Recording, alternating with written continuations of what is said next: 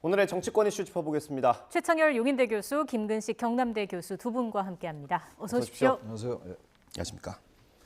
어제 민주당 이재명 대표가 신년 기자회견을 했는데 국면 전환이 되지는 않은 것 같습니다. 언론 보도를 봐도 그렇고요.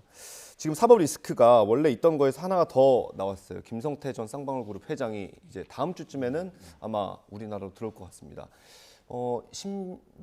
심경에 좀 변화가 있었던 걸까요? 원래 이제 그 태국에서도 이제 뭐 재판을 받아서 네. 그 있으려고 그랬던 것 같은데 실익이 없었다는 판단을 한 것 같아요. 그 있어봐야 언젠가는 귀국할 거고 또 국내에서 측근들 수사가 계속 될 거고 또 일부 보도에 의하면 태국의 열악한 상황 같은 것도 고려가 됐다고 그래요. 아무튼 그래서 상황이 바뀌었습니다. 바뀌어서 귀국한다는 건데 자진 귀국이니까 이거는 뭐 이제 긴급 여건만 발부하면 된다 그럽니다. 문제는 이제 이 김성태 전 회장이 지금 여러 그 리스크에 그야말로 연루돼 있거든요. 가장 중요한 게 이재명 대표의 변호사비 대납 의혹. 이 얘기는 계속 있었던 얘기예요. 시민단체가 고발한 사건이긴 한데 그동안 수사가 대단히 지지부진했어요. 결국 이제 김성태 전 회장이 어떠한 진술을 하냐에 따라 달라지는 것이고, 그러니까 다시 말하면 지금 쌍방울의 전환사채, CB라고 하는 거, 전환사채를 줘서 변호사들에게 이제 대납했다라는 거거든요. 그게 굉장히 중요한 사건이라고도 많이 말을 해왔어요. 대장동 사건 못지않게 더 중요하다. 그건 이재명 대표가 직접 연관되는 사건이기 때문에 그렇다는 겁니다. 그게 크고 또 하나 쌍방울에 관련된 게 많이 있잖아요. 지금 이화영 전 경기도 평화부지사가 구속됐는데 기소됐는데 말하자면 이제 쌍방울이 대북 사원을 하는 대가로 그 당시 이제 이화영 전 그 경기도 평화부지사가 3억 2천만 원을 받았다. 이런 혐의예요. 다 포함된 거죠. 이런 부분도 같이 연관되어 있는 거거든요. 다시 말하면 이 사건은 경기도와 아태협, 아시아 태평양 평화교류협의회 이쪽과 쌍방울이 어떠한 삼각꼬리 관계가 있느냐를 규명하는 문제라서 이게 다 어쨌든 간에 김성태 전 회장의 진술에 달려 있는 거라서 여러 사건들이 지금 만약 김성태 전 회장이 귀국해서 어떠한 진술을 하냐에 따라서 상당히 스모킹건이 될 수 있다라고 생각합니다. 말씀해 주신 것처럼 뭐 크게 변호사비 대납 의혹 그리고 대북 송금 의혹이 있는 건데 그 시기상으로 좀 영향이 적지는 않을 것 같거든요. 지금 이 시기에 귀국하는 것. 그렇죠. 그 지난해 이제 윤석열 정부가 출범하고 검찰이 재수사를 시작했을 때 미리 그걸 검찰 수사관 출신인 쌍방울 임원을 통해서 미리 그 기밀을 알아가지고 자료를 유출받아서 사실은 튄 거거든요. 사실은 대단한 어디 조폭 영화에나 나올 듯한 그런 상황이었는데 그렇게 해서 한 8개월 동안 이렇게 해외 도피 그것도 호화 도피 생활을 하다가 이제 우리 경찰과 태국 경찰의 현지 협조에 의해서 체포가 됐습니다. 그러니까 체포가 된 상황에는 우리 최 교수님 말씀대로 이제는 좀 자포자기할 수밖에 없죠. 거기서 무슨 송환 거부 재판을 건다고 해도 5, 6개월 걸리지만 그 열악한 그 구금 시설에서 있어야 되고요. 그다음에 5, 6개월 지난 다음에 또 그렇다고 결국 송환이 되긴 될 겁니다. 그럼 고생만 하고 5, 6개월 동안 뭐 시간을 끄는 거 외에는 별다른 의미가 없는 거기 때문에 제가 볼 때는 어차피 체포가 된 상황에서는 들어와서 한국에서의 검찰 그 수사에 협조하면서 자기가 어떻게 회사를 좀 살릴 수 있는 방안들을 생각하는 것이 아마 기업의 오너 입장에서는 실익이 있다고 판단한 것 같아요. 과거에도 보면 정치인들에게 이게 비자금을 조성해서 뇌물을 주거나 정치 자금을 준 기업인들을 수사할 때 가장 많이 하는 게 사실은 이 돈을 줬다고 하는 그런 진술을 얻어내기 위해서는 사실은 회사에 대한 자기 소유권에 대한 어떤 그 불안감, 또 회사가 또 공중분해 될지도 모른다는 불안감 이런 것들이 제일 크거든요. 왜냐하면 배임 횡령죄가 뭐 배임은 뭐 1,000억대가 넘고 횡령이 100억대가 넘기 때문에 그런 수사가 탈탈탈 털리면 사실은 쌍방울 그룹에 대한 자기 소유권이 있지만 이게 어떻게 될지 모르는 상황 아니겠습니까? 그래서 사실은 자기가 알고 있는 진실 또는 자기가 알고 있는 연루된 사실들을 검찰이 협조함으로써 자신의 어떤 재산, 자신의 회사, 자신의 어떤 경제적인 어떤 이해관계를 지키려는 거 하는 것이 오히려 남는 게 아닌가라는 현실적인 판단을 했을 거라는 게 그동안의 조폭령에 나오는 이제 상당한 많은 그 예측입니다만 저는 충분히 그럴 만한 계산을 했을 거라고 생각합니다.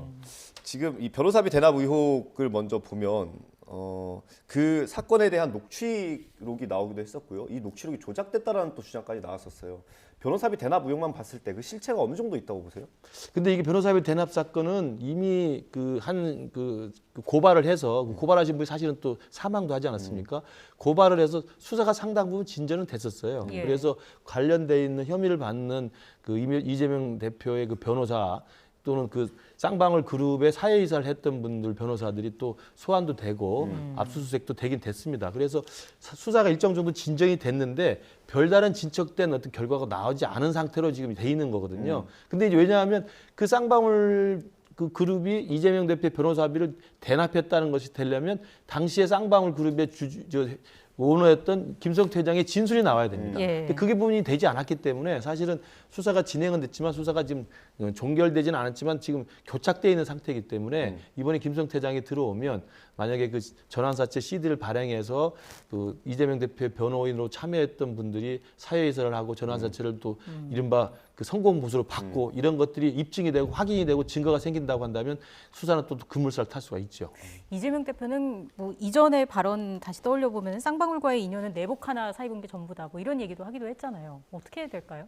글쎄요, 뭐 그야말로 그뭐 이재명 대표 얘기고 여러 가지 얘기 나오는 게 아무 문제도 없는데 이렇게 수사가 진행되지 않았을 거예요. 결국 김성태 전 회장이 어떤 진술을 하느냐가 네. 중요한 건데 이 지난 대선을 우리가 이제 생각해 보면 대선 기간 때 이 변호사비 대납 얘기는 꽤 많았었어요. 사실 예. 여야 의원들이 그 이제 야당 그 당시 이제 여당 의원들도 제기를 했던 부분이고 예. 금액 자체가 좀 상식적으로 납득이 안 되는 부분이 그냥 있어서 그때 그랬죠. 이재명 대표가 얘기했던 게 2억 5천을 네. 냈다고 얘기했거든요. 네. 그건 본인이 얘기했던 거란 말이에요. 근데 그게 사실 납득이 안 가죠. 그 초호화 군단의 그 변호사들의 그 변호사 비치고는 도저히 이해가 안 가는 거였고 그래서 지난 대선 때 대장동 얘기가 나올 때도 보다 더 스모킹 건이 있는 게 결정적인 게 변호사비 대납 의혹이다 이런 얘기 많이 있었어요. 사실 뭐 아시겠습니다만. 근데 그게 지금 뭐 별로 그렇게 결정적인 증거나 이런 근거가 안 나왔던 예. 겁니다.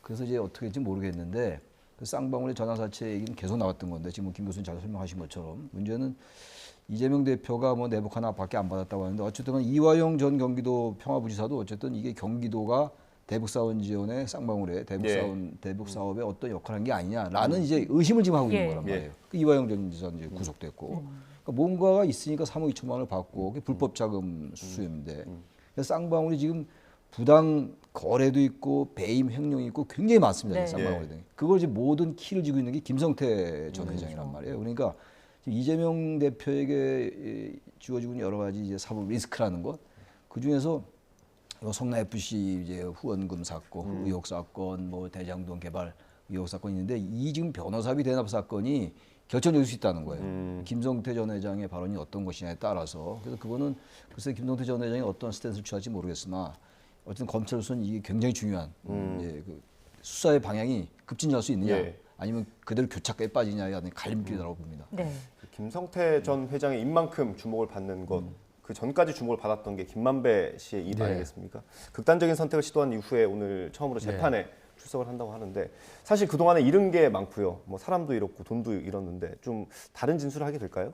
모르겠습니다. 오늘 재판이 이제 재개되기 때문에 지금 마지막 남은 퍼즐이 김만배 씨의 진술이잖아요. 그러니까 유동규, 그다음에 남욱 이분들은 다 이제 새롭게 진술을 시작을 했고 예. 이분들의 진술에 의해서 지금 이재명 대표의 최측근이라고 하는 정진상 실장과 김용 부원장이 지금 구속된 상태잖아요. 예. 근데 김만배 씨만 이제 마지막 진술이 만약 일치가 된다면 이 전반적인 대장동으로 얻어들인 불법적인 특혜 수익이 일정 부분은 이재명 대표의 대선 후보 선거를 위한 저수지로 사용됐다는 게 입증이 되는 거거든요. 그래서 예. 아마 오늘부터 재개되는 대장동 재판에서 김만배 씨가 어떤 진술을 또 새롭게 바꿀지 네. 또 뭐 아니면 모르쇠로 일관할지 지켜봐야 될 것 같습니다만 중요한 건 아까 웨이커께서 말씀하신 것처럼 그동안 있었던 가장 큰 변화는 김만배 씨가 감옥에 있을 때도 계속 지시하면서 은닉을 지시했던 이른바 조력자들 그러니까 범죄 수익 은닉에 조력했던 사람들이 구속이 됐어요. 예. 그래서 그분들이 구속되면서 그들이 숨겨놓은 재산들이 다 동결되거나 몰수될 위치에 지금 위기에 처해 있습니다. 그렇기 때문에 김만배 씨가 지금 자기 스스로 입을 다물고 있으면서 그 범죄 수익을 지키겠다는 그 계산하에서 그렇게 했을 텐데 그것이 무망한 지경이 됐을 때 과연 입을 계속 다물 수 있을 것이냐 예. 이게 하나 있고요. 그다음에 이제 사실은 이 자해 시도까지 하면서 스스로 좀 그 나름대로 버티고 끝까지 해보겠다는 것을 사실은 그 보여준 것인데 네. 그게 검찰에 대한 보여주기 자해 시도일 수도 있겠지만 제 생각으로는 예. 이재명 대표에 대한 마지막 그 메시지라고 생각해요. 나도 할 만큼 했습니다. 저도 이 정도 노력을 했습니다. 지키려고 이 정도 노력을 했으니 예. 저도 이제는 더 이상 버티기 힘드니다라는 메시지일 수 있다고 저는 개인적으로 생각합니다. 만약에 진술이 이제 새롭게 나온다고 네네. 한다면 그래서 김만배 씨 진술이 오늘부터 시작되는 이 재판에서 어떻게 나올지가 주목되는 바라고 생각합니다. 입장 변화나 새로운 진술이 있을지 주목된다 말씀해 주시죠. 김만배 씨가 왜 428억 원을 김용 전 부원장, 정진상 전 부실장, 유동규 전 본부장에게 주기로 약속했다. 이게 지금 혐의로 보고 있는 거예요, 검찰은 네. 지금. 근데 김만배의 얘기는 그런 말을 하긴 했으나 그건 유동규를 달래려고 했던 얘기다라는 입장이란 말이에요. 이게 핵심이에요. 네. 그러니까 428억을 정말로 주기로 했다. 예. 그러니까 뇌물이 약속한 혐의죠. 혐의가 되는 거니까. 예. 근데 지금 김만배는 그건 단지 말은 했습니다만 말은 했으나 그게 그쪽을 달래려고 했던 얘기라서 그건 그런 약속한 건 아니다라고 얘기하고 있단 말이에요. 근데 이 진술이 바뀌면 이 이제 대장동 개발 사건은 완전히 급무살 탈 수 있어요. 예. 그 입장이 어떻게 바뀔지를 두고 봐야 되겠죠. 예.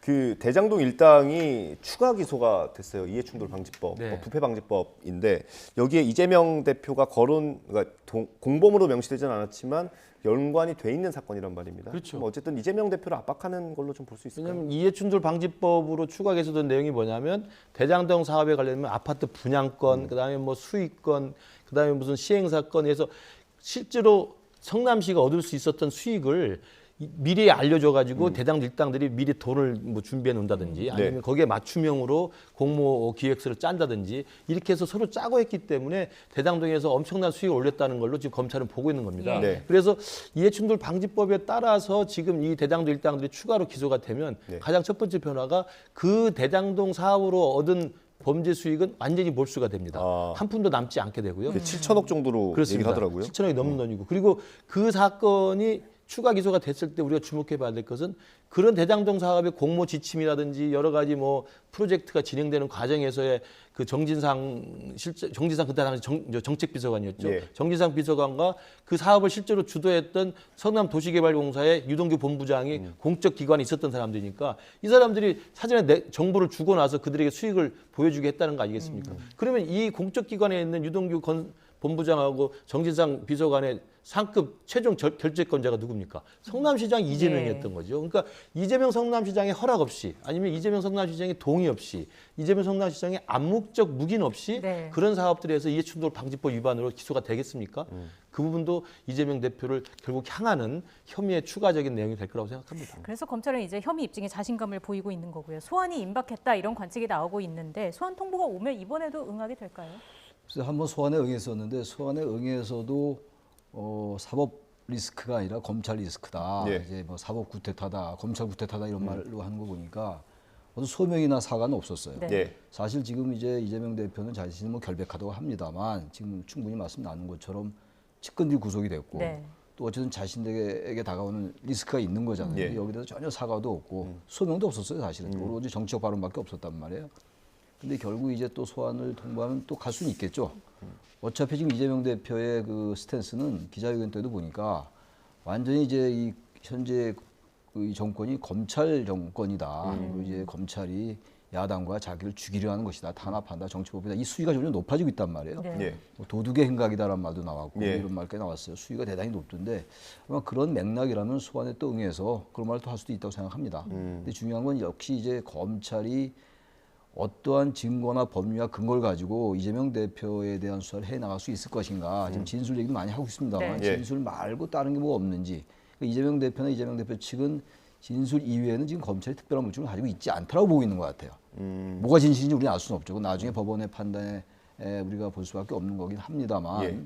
그리고 어떠한 이제 검찰이 그 입증해낼 것이냐의 문제인데 이게 결국 지금 얘기 나왔던 지금 김성태 전 회장이라든지 예. 김만배 씨나 이런 사람들의 진술이 바뀌면 당장 물증은 아니라 하더라도 국면이 바뀔 수 있을 것 같아요. 단지 네. 이제 이 사람들이 어떤 발언을 내놓느냐 아. 그게 저 핵심이라고 생각합니다. 예. 일단 검찰은 뭐 지난해 7월부터 쭉 수사를 해오면서 상당한 증거를 확보했다는 네. 자신감을 보이고 있어요. 그래서 언론에도 이제 조만간 이재명 대표를 소환하지 않겠느냐라는 관측이 나오는 거고 그 다음으로 지금 전망을 하는 게 구속영장 청구 여부인데 어떻게 전망하십니까?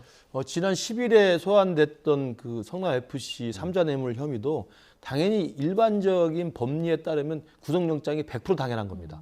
뇌물 액수가 100억대가 넘잖아요. 대개 네브록스가 1억대만 넘어도 최고 무기형까지 나오는 이 뇌물죄인데 예. 100억대가 넘고 그리고 그 이재명 대표가 12시간 조사를 받았다고 합니다만 전부 서면서만 하나 내고 진술을 거부했다는 거 아니겠습니까? 뭐 민주당은 그거에 대해서 반박을 하긴 했습니다. 그러니까 부인을 계속하고 있고 그러면 사실상 일반적인 범죄 혐의자에 맞춘다면 그 범죄의 규모가 크고 네. 끝까지 진술을 거부하고 부인하고 있기 때문에 구속영장이 100%입니다.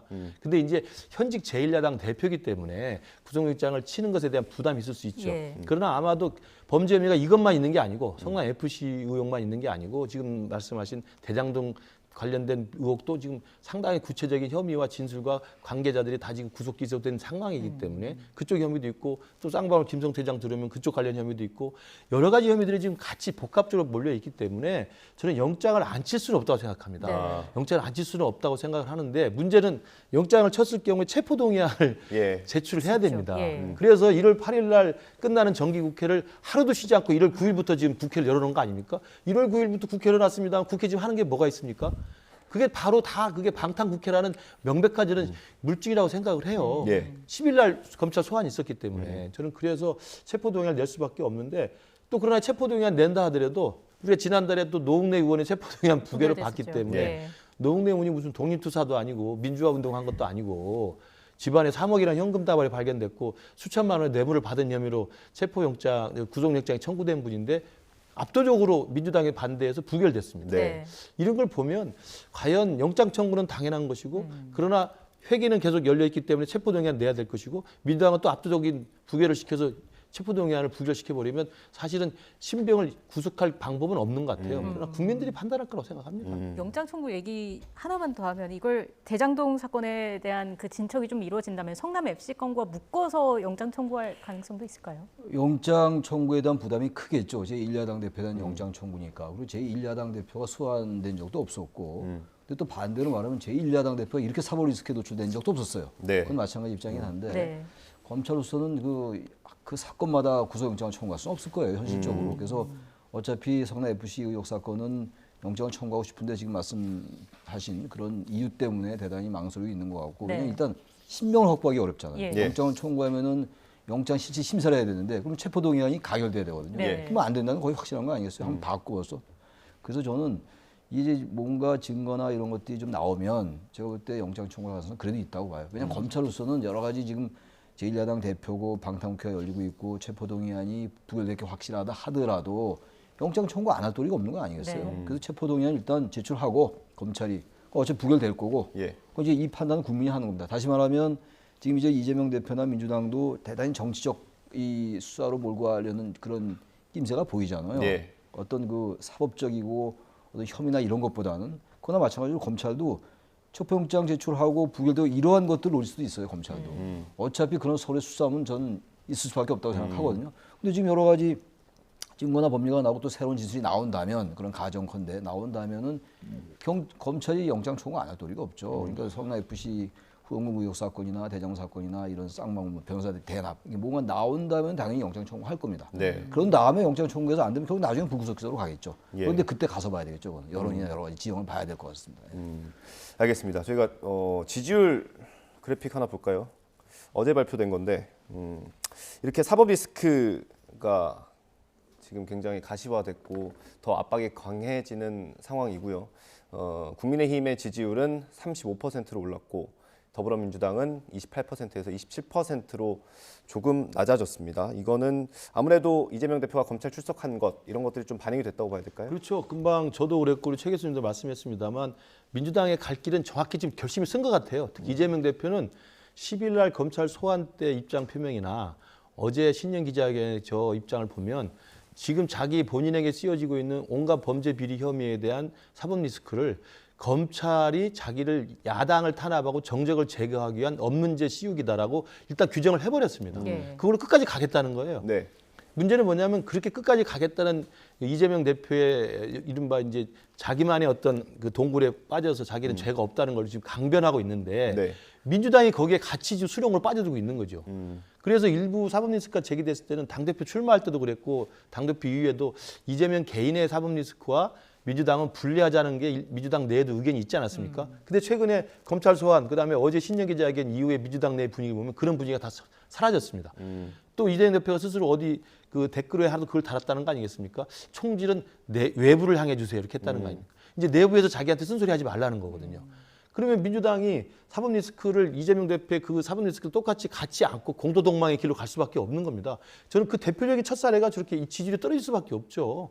민주당이 여기서 이재명을 분류해내느냐 아니면 이재명과 함께 같이 수렁에 빠지면서 같이 공도 동망의 길로 가느냐 이거 국민들이 쳐다보게 될 겁니다. 네. 그리고 당연히 이재명 대표의 저 정적 제거 야당 탄압이라는 프레임으로 고집을 부리면 저게 구속은 못 시킬 거 아니겠습니까? 네. 그럼 1심 판결 받아야죠. 1심 판결 유죄 나와도 이건 판사가 편향된 사람이라고 할 거고요. 예. 2심 유죄 판결 받으면 또 판사를 욕할 겁니다. 대법에서 확정 판결 받아도 나는 억울하다고 할 겁니다. 내년 총선까지 각오도 남습니다. 저 민주당이 정말 어떤 길을 갈지 저 그래프가 아주 잘 보여주고 있다고 생각합니다. 계속해서 그 지지율 흐름도 좀 지켜볼 필요가 있을 것 같고요. 주제를 좀 바꿔보겠습니다. 나경원 전 의원 얘기를 해볼 텐데 오늘 그 저출산 고령사회위원회 부위원장직 사퇴 사직서를 제출을 했습니다.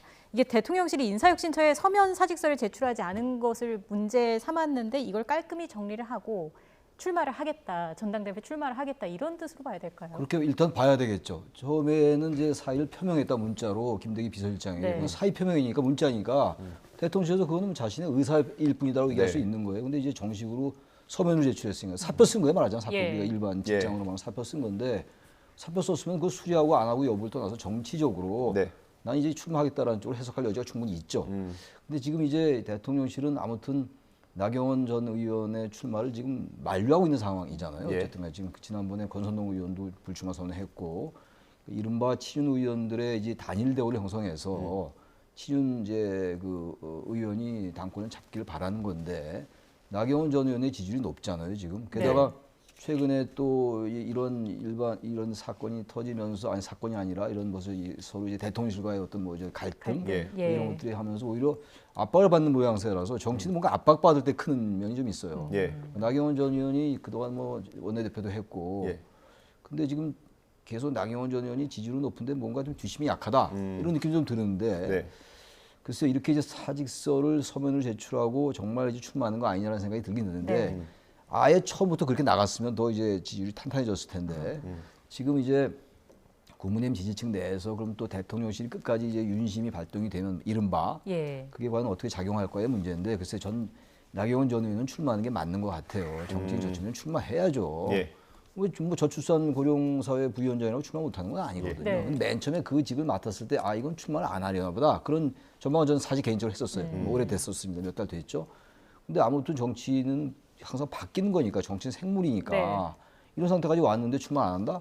그럼 나경원 전 의원이 앞으로 바라는 건 뭘까요? 다시 말하면 뭐 국회의장 말하는 걸까요? 그래서 제가 볼 때는 이쯤까지 흘러왔으면 네. 출마를 해서 자신의 정치 소신을 보이는 게 맞는데 글쎄 모르죠. 나경원 전 의원이 어떤 판단을 할지. 예. 네. 제가 지금 그래픽으로 보여드리고 있는데 나경원 전 의원이 오늘 사직서를 서면으로 냈고요. 이 SNS에 이런 메시지를 올렸습니다.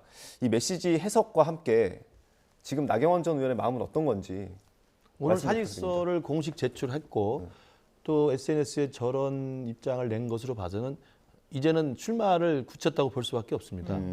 다만 이제 이번 일주일 동안 그 출마를 고민하는 시간이 너무 길어져서 나경원 대표의 어떤 단호한 모습 이런 것이 좀 부족했던 측면이 있긴 합니다만 지지율이 계속 받쳐지고 있다고 한다면 예. 뭐 이번 주라도 저렇게 단단하게 출마의 결심을 하고 본격적으로 움직인다고 한다면 이번 전당대회는 이른바 김한나 삼자 구도 아니겠습니까? 김기현, 안철수, 나경원, 김한나 구도로 가면서 예. 이제 조금 더 볼거리가 생기는 국내 K리그로 전락할 뻔하다가 이제는 월드컵 리그까지 갈 수 있는 흥행에 좀 관심을 모을 수 있는 상황이 될 것 같은데 네. 문제는 이제 저런 상황에 대해서 오늘 메시지 낸 건 저는 그런 걸 느꼈어요. 당신들이 윤석열 정부의 선거를 진정 원한다고 생각하지 않는다. 저는 굉장히 의미 있는 메시지거든요. 네. 그러니까 이른바 김기현, 장제원 연대라고 이야기하는 김장연대가 마치 윤심을 받아서 예. 윤 대통령의 선택을 받은 거다라는 게 지금 전반적인 해석 아닙니까? 예. 그 맥락 하에서 권성동 의원도 사실은 주저앉았고 나경원 의원에 대해서도 그동안 대통령실이 과도할 정도로 계속 공격하고 비판했던 것들도 주저앉히려고 하는 대통령실의 의도라고 해석이 되는 거 아니겠습니까? 예. 그런데 지금 굴하지 않는다는 의미로 받아들여요.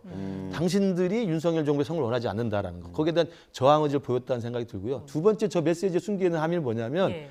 내가 사실상 더 윤석열 정부의 성공을 위한 사람이다. 아. 저는 이게 내가 여전히 친윤 중에 오히려 찐 친윤이다는 걸 강조하는 겁니다. 당신들은 찐 친윤을 빙자한 줄 세우기 세력이다. 예. 이렇게 보이는 거잖아요. 예. 그래서 저는 메시지는 잘 잡았다고 생각을 합니다. 예.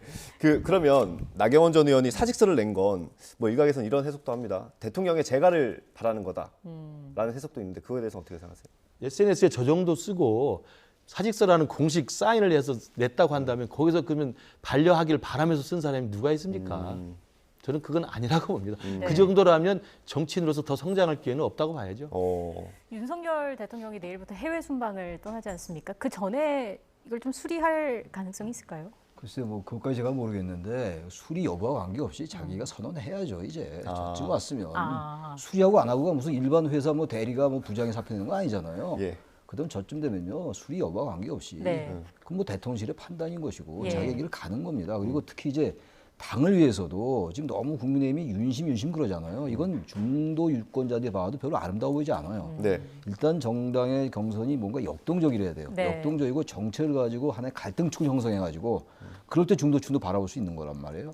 물론 대통령과 대통령실과 이 여당이 너무 대립각이 심하면 안 되겠습니다만 건강한 관계를 해야 되거든요. 그렇다면 경선 과정에서 그게 보여줘야 돼요. 예. 3대 연금 얘기하잖아요. 노동, 교육, 연금 이런 거. 그럼 이런 거에 대한 토론을 할 때마다 계속 지금 윤심 논란만 있어요 지금. 예. 이 국민의힘 전당대회가 그건 바람직하지 않은 거라서 나경원 전 의원이 저 말은 일리가 있는 것 같아요. 정말로 당을 아니 뭐 출마하면 윤 대통령과 각을 쓴다 그건 말이 안 되는 거거든요. 그 출마한 사람은 무조건 윤심만 받아야 되는 건 아니라서 제가 볼 때는 나경원 전 의원이 이제는 판단을 해서 예. 전격 선언하고 네. 그래 오히려 그게 오히려 윤 대통령 위해서 좋은 게 아니겠는가 생각이 드는데 모르겠습니다. 지켜봐야죠. 예, 가정을 하나 해보면요. 그 최근에 이제 며칠 동안 이제 논란이 있었기 때문에 가정을 해보면 혹시나 지지율이 김기현 의원과 경합 정도까지 되거나 혹시 뒤집히면 출마 명분이 없어지는 거 아닙니까? 그럴 위험성이 제일 크죠. 그러니까 제가 아까 말씀드린 일주일을 날렸다는 게 바로 그겁니다. 지난주에 대통령실에서 바로 이 나경원 대표의 그 발언에 대해서 치고 나왔을 때 같이 치고 나가면서 단호한 모습을 보이면서 일찍 사표 내고 만약에 출마를 했다면 그 지지율 유지가 됐을 텐데 일주일 동안 사실 좌고우면하는 모습을 보였죠. 눈치도 보고 저쪽 눈치도 보고 이제 그 과정에서 이 지지율이 좀 떨어질 수도 있을 거라는 우려는 있습니다. 아직 지금 새롭게 조사가 나온 건 그렇죠. 아닙니다만 근데 오늘 뭐 금요일이니까 조사 결과가 또 나올 수 있을 것이고 주말 사이에 또 새롭게 여론조사 결과가 나올 텐데 그 나경원 의원의 독자 출마가 끝까지 완주할 수 있는 가능성은 가장 말씀하신 것처럼 지지율이 계속 받쳐줘야 됩니다. 예. 지지율이 압도적으로 김기현 후보보다 10% 차이 이상을 벌려놔야 그 지지율 차이를 믿고 사실은 완주를 할 수 있는 것인데 지지율이 붙어버린다든지 아니면 일정 오차 범위 안으로 가버리면 나경원 의원은 사실은 끝까지 뛰기가 쉽지 않죠. 네. 두 번째는 대통령과의 관계인데 대통령의 관계는 제가 볼 때 오늘 사직서 제출로 인해서 그 관계는 내가 오히려 대통령의 성공을 위하는 진짜 친윤이라는 그런 결심과 그 단호한 의지 하에서 사표를 낸 거기 때문에 그 부분은 그 메시지를 가지고 아마 갈 것으로 보입니다. 어쨌든 지금 이 상황을 가장 신경 쓰고 있을 인물이 아마 뭐 김기현 의원이 아닐까 그렇죠. 싶은데 어제 그 휴대폰 메모장에서 나경원 미팅이라는 그 내용이 적힌 게 언론에 또 포착이 됐습니다. 이게 그 뭔가 물밑 협의가 진행이 되고 있는 걸까요? 아마 이제 출마냐 불출마냐라는 그 고민이 진행되는 기간에는 이른바 이제 윤핵관이라고 하시는 분들이나 친윤 측에서 이러저러한 이제 교감이 있었겠죠. 좀 말리려는 사람도 있을 것이고 의중을 좀 물어보려는 사람이 있었겠지만 어제 나왔던 처음 메모는 김기현 의원 측도 그 해명을 했습니다만 그 해명이 저는 맞다고 생각합니다. 그렇게 할 과제 해야 됩니다. 나경원 대표를 만나서 좀 물어봐서 좀 조율할 게 필요하지 않겠느냐라는 해야 될 일 과제로서 적어놓은 메모라는 게 좀 맞을 수 있다고 생각합니다. 예, 저희가 시간이 거의 다 됐는데 이 주제를 안 할 수는 없어서 짧게 교수님께 여쭤보겠습니다. 이태원 참사 특수본 수사가 오늘 마무리됐고요. 어제 공청회도 있었습니다. 유족들이 참여하는 공청회가 있었는데 사실 뭐 결과가 뭐 성에 차는 분들이 없을 거예요. 정치권이 어떤 좀 해결책을 내놔야 되지 않겠습니까? 근데 특수본에서 수사한다고 할 때 특수본이 이제 중립적이고 경찰의 지휘를 안 받는다고 해도 경찰이잖아요. 당연히 셀프 수사라는 비판이 있었고 저도 그렇게 생각했어요. 그래서 별로 기대할 게 없겠다 생각했는데 역시 기대할 게 없습니다 지금. 그래서 일단 서울경찰청이 불구속 기소되고 이런 상황인데 네. 이런 윗선에 대한 수사가 이루어지지 않았어요. 네. 그럼 유가족들은 이제 뭐 동의하지 않는 건데 저는 문제가 이번 사안에서 여러 번 말씀드린 겁니다만 적어도 법률적인 책임을 보고 거기에 따라 책임을 지우겠다는 윤 대통령의 말이 보기에 따라서는 뭐 다를 수 있습니다만 일리가 있다고 볼 수 있어요. 그런데도 불구하고 적어도 지금 이른바 그 윗선이라는 분들, 장관도 그렇고 행안부 장관, 서울시장 그리고 여러 명이 있잖아요. 경찰청장도 예. 있고. 근데 이분들이 말이라도 그야말로 말이라도 아까 이재명 대표 얘기했습니다만 제가 책임지겠습니다만 안 했잖아요. 저는 그게 더 핵심인 것 같아요. 네. 수사는 또 하면 돼요 앞으로 또 뭐 여러 가지 또 유가지 협의가 또 뭘 한다고 하니까 좋은데 어떻게 거기에 대해서 정치적 책임을 전혀 얘기를 안 하냐고요. 민주주의라는 건요 대표와 책임의 연계가 분명해야 돼요. 꼭 자기가 직접 잘못해야지만 책임지는 건 아니라고요. 이건 검찰과 이런 영역하고는 다른 거거든요. 예. 정치의 영역이거든요. 법치의 영역하고 다른 것이라서 그게 더 핵심적으로 지적돼야 된다. 그 말씀 다시 한번 드립니다. 네, 정치적 책임에 대해서 말씀해 주셨습니다.